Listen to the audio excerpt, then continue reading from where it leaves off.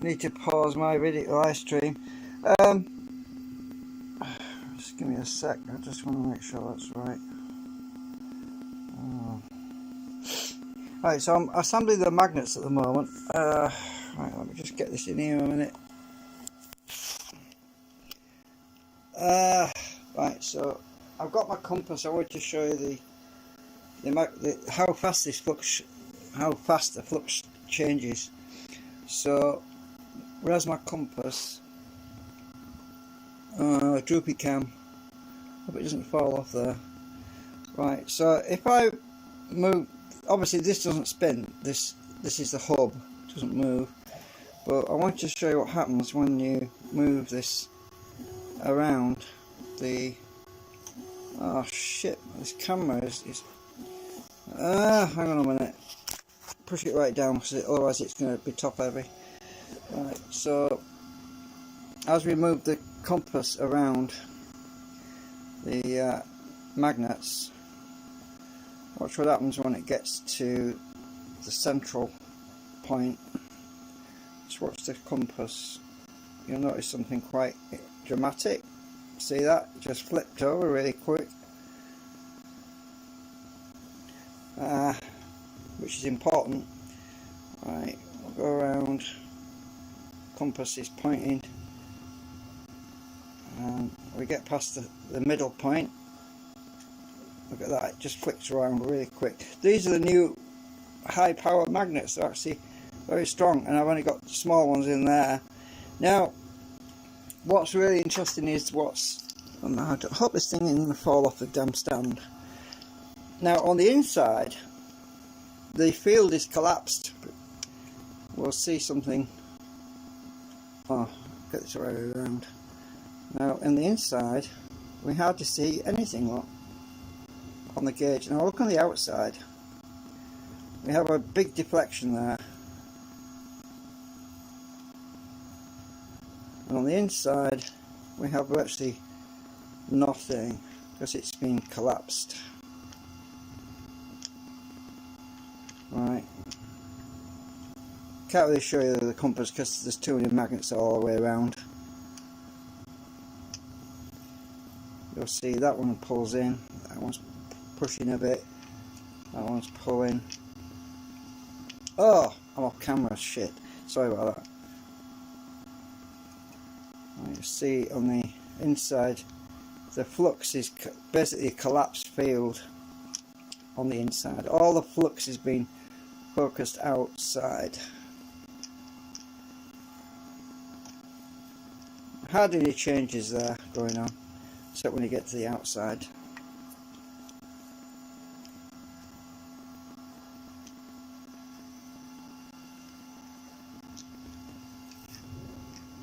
Quite a big kick there, right in the middle, which is quite important. Now, you see the trouble is if I put my compass in the middle, it's gonna peg it down to the bottom. Really, it doesn't really show you anything. It's too close. I don't have to demagnetize my compass either. There's a lot of magnets around here. I don't know what's. It still works.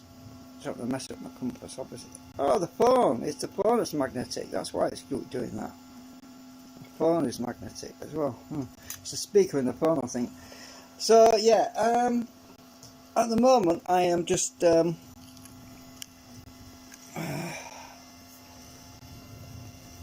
droopy cam. Right, still. So at the moment all I'm doing is putting the magnets in, making sure I've got them all the right way around, because it's a bit hard to do because that one's repelling against the middle one. This middle one's pushing out. This one's pushing against the middle one, and this one's subtracting this one. I've set it further back actually. So this one's this is pushing out. This is pushing out, and this one's pulling. So it collapses the field at that point. And obviously on this side they're pushing, but a different pole. This one's subtracting, so this one's adding. These two are adding. This side. These two are adding on this side. These two are adding on this side, but a different pole on this side and come to that side. and this one is sucking, pulling, collapsing the field as it leaves there. So yeah, sorry if I didn't get all of that, but I was trying to get it on camera and I'm not looking at the screen right now. But right, so the magnets are quite loose at the moment, so I can push them out, and I'm worried about them flying out and hitting me in the eye, so I am going to have to, when I'm happy that they're in the right places, which I'm pretty sure they are, because what I've had to do is poke this out a bit because they're not very tight, is poke each one out, check my polarity. That one appears to be pushing because it's right next to this strong one which is pulling, so I've got to push it on one side. So that's pushing. I'll push that back out again.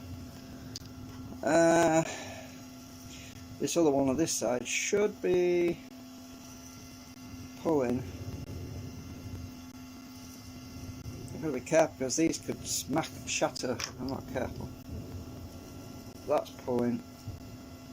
That's pushing there, so I've got to check them all before I stick them in place.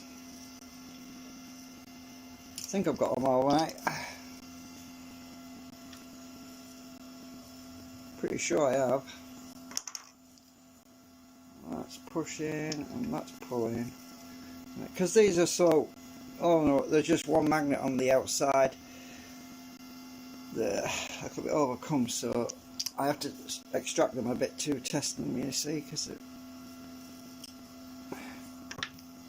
that's not pulling, that was pushing, yeah.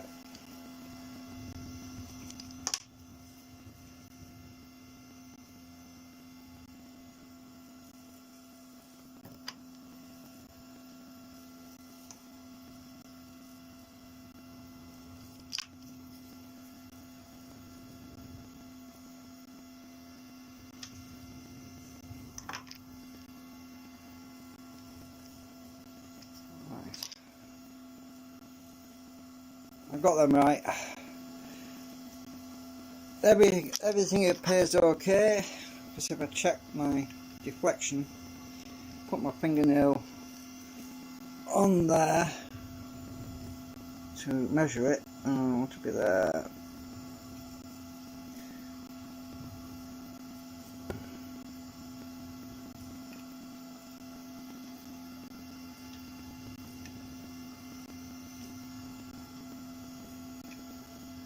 Yeah, so that seems to be right.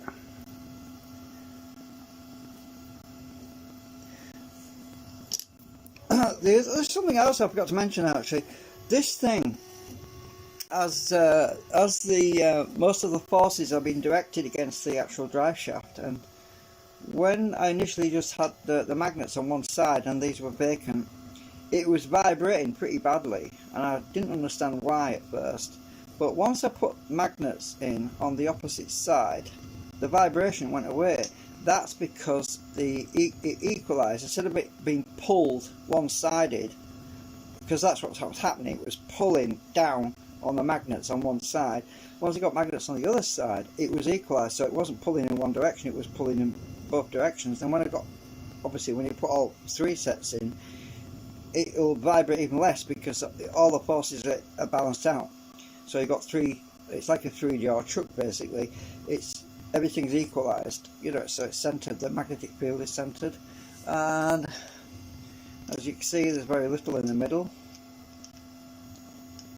Hardly measurable.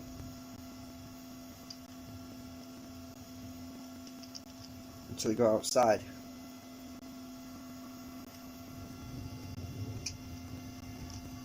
Yeah, anyway, I thought I'd just do that.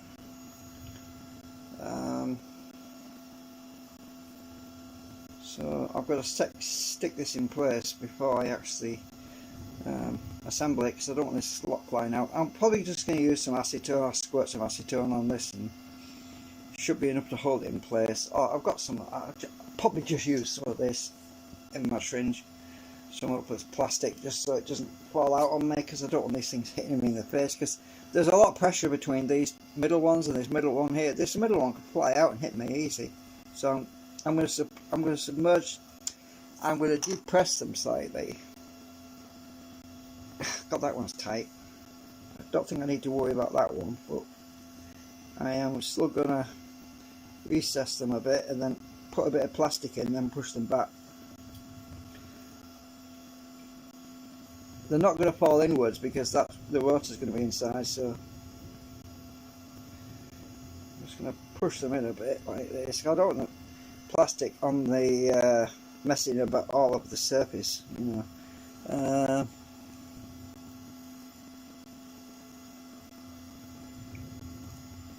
So I'm just pressing them a bit so that when I put the plastic in there,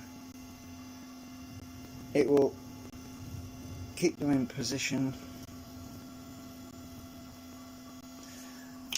Right, put a bit of plastic in there.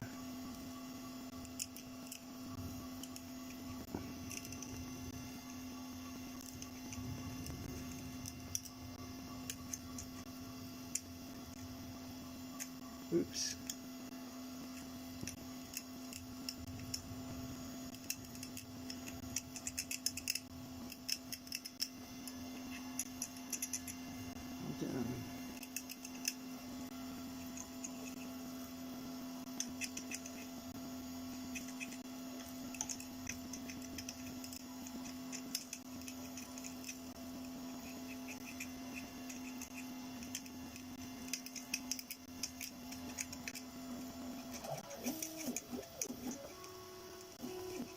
I don't want to permanently stick them in, you see, because at some point I might want to get them out, you see.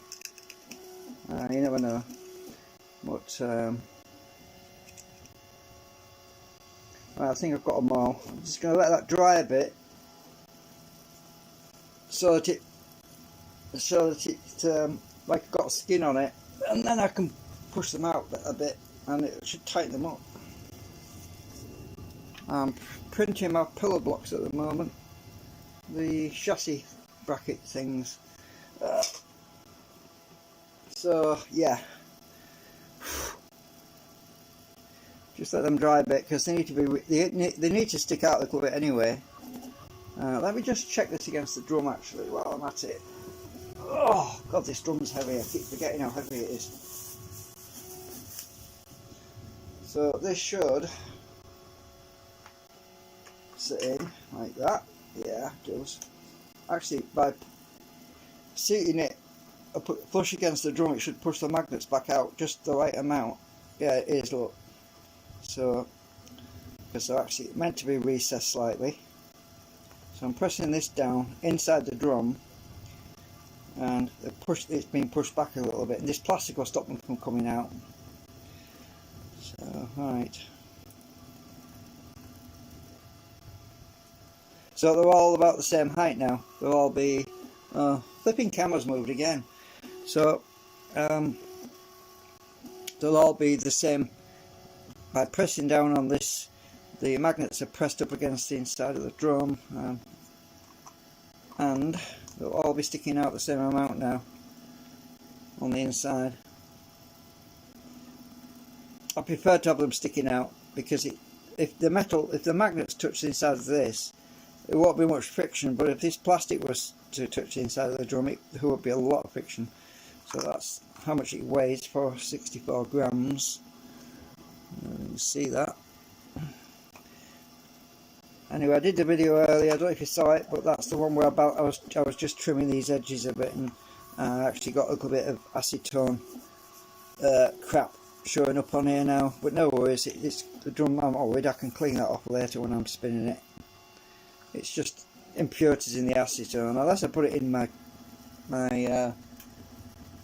chamber acetone vapor again. I might do that, but these segments that I put in, they are all stuck in with double-sided tape now on the back edge, so they're not going to fall out. The double-sided tape is going to hold them in, and obviously when it's spinning it'll press even more against the double-sided tape that's on the back there, so it's not going to come out. But I can get them out if I squirt alcohol down that hole actually, because it would loosen them all up and I could get them out again. But yeah, so I'm just waiting now for the pillar block things that it on the end of here to put this thing together, and I can get the drive shaft out the other one, and I can spin this. Actually, I can feel the cogging effect. It's not as bad as it was. The cogging is much better now. It's more balanced. You can see the magnets are actually attracted to these two here, which is supposed to be the dip in the waveform. When I move it around, they're attracted to the output side. I'm off camera again. Output side, the dip. So it's 2 cogging points instead of 1. So it's actually not bad. Obviously it's not centered right now because there's no drive shaft in there. But the cogging is less than it was before. Considering there's 6 segments in there.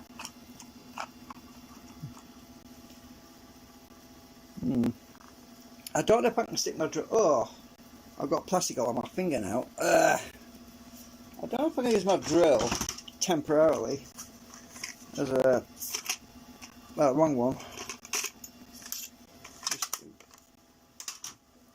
For a temporary shaft. I don't want to mess up my balance, obviously, so let me just see if I can get this in there. Let me just get this out a minute.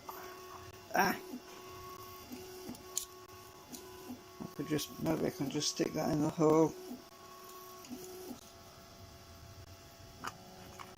Yeah, it won't be balanced though. It's going to be catching on somewhere because it's not. I've got the bearing on the other side, so this obviously needs the bearing on both sides. The magnets are pulling it right in, you see. I need a spacer inside there anyway, so let me see, what can I use? Have I got some of that stuff left that I can use as a spacer? Oh yeah. Trim. Oh damn it, this camera. Stay up. Alright.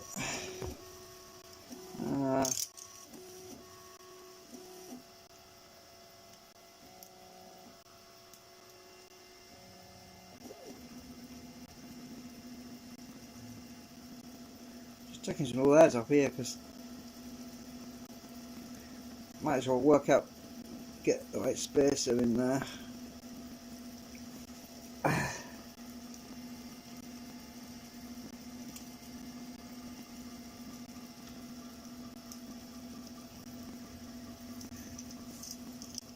Let's see. I'm going to guess. I think about that much. If it's too. Oops! Flew across the room. Find out if this is going to work. Stick this on my drill. See if that space is about right. Probably not. Probably have to add more. We'll find out.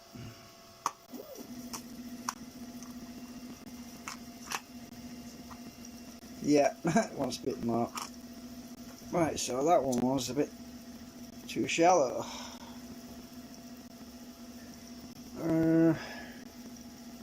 I could measure it, I suppose, but it's tricky to measure it. So I want this stuff's expendable anyway.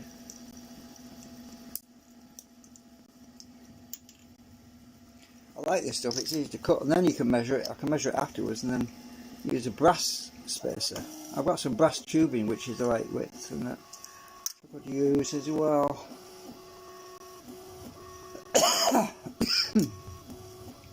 Right, see if that's the right space.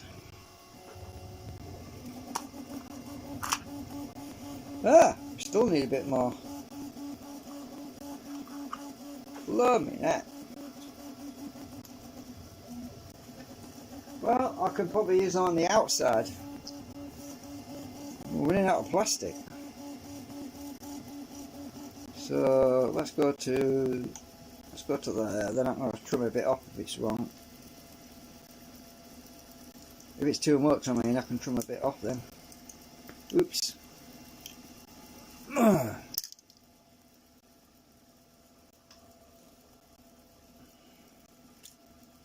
The main thing is I use that as a guide for when I cut my copper pipe.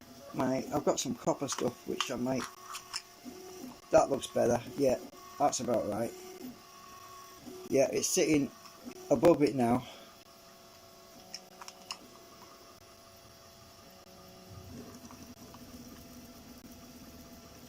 Probably wants a bit off. I think I want a bit more.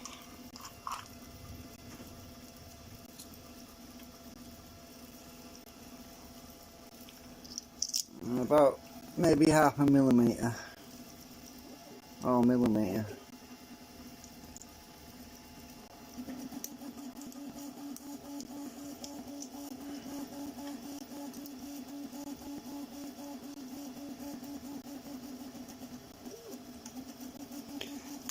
Droopy cam.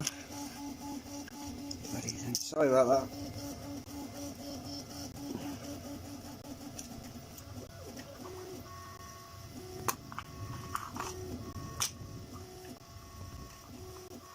Yeah.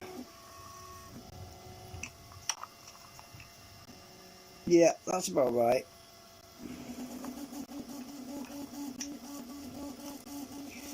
Good. I don't want this thing crashing into the rotor when it's spinning.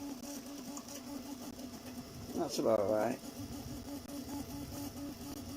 We'll soon find out. I need space on the back as well, so I'm going to use the one that was too short earlier. I'm going to use that one as a back spacer, and I'll just need to trim a bit off. It needs to be about 1.5 millimeters or something like that. So let me just get this straight edge. Oh, I need my drill. Oh, might as well pull it out. I want my drill because I want to turn it and just. Ah, that's the straightest edge on that side, so it's the other end I want to trim off.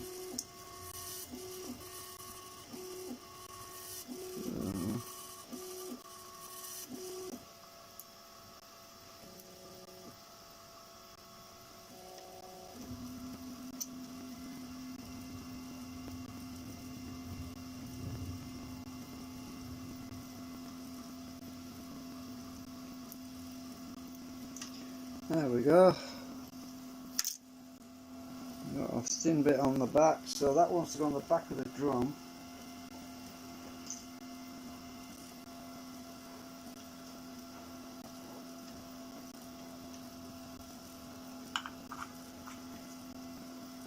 So I need to stick that spacer on the back of the drum, and the way to do that is to use the drill as a guide and get some acetone. Oh, I don't want to melt my hole though, I don't want to mess up my hole, so I'm going to use some bit of plastic.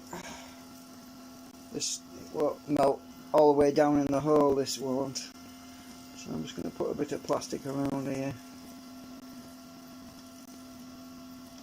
on the inside, around the drill, and push it up. Too much, but never mind. Just let that dry a sec.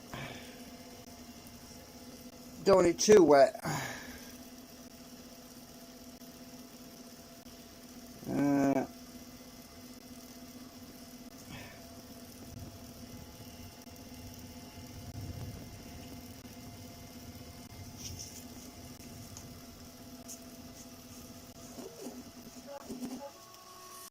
Try to do multiple things at once here. Right, so if I pull that down now, pull that drill out like that, I've got my spacer stuck to the back of the drum. I have to put this down and let it dry now, because that's going to be permanently attached to the drum now.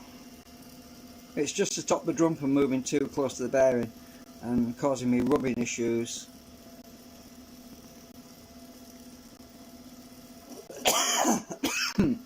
I probably should leave the drill in here actually, so I'm going to stick the drill back in at the hole just so it doesn't get moved out of position.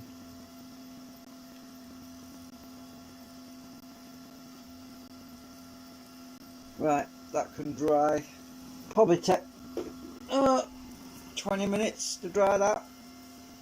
Probably be, it's not the plastic there, so it'll dry pretty quick.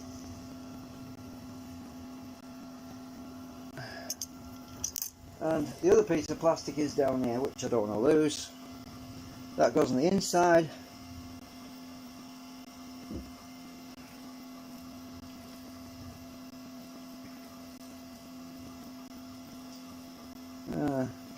I'll just leave it in the hole for now, so I don't lose it. I think these magnets will stick and they won't fall out now. I'm gonna have my orange. Let's get this down out over here. Come out. I got you. I'm gonna have my orange. Anyway, that's it. Thanks for watching.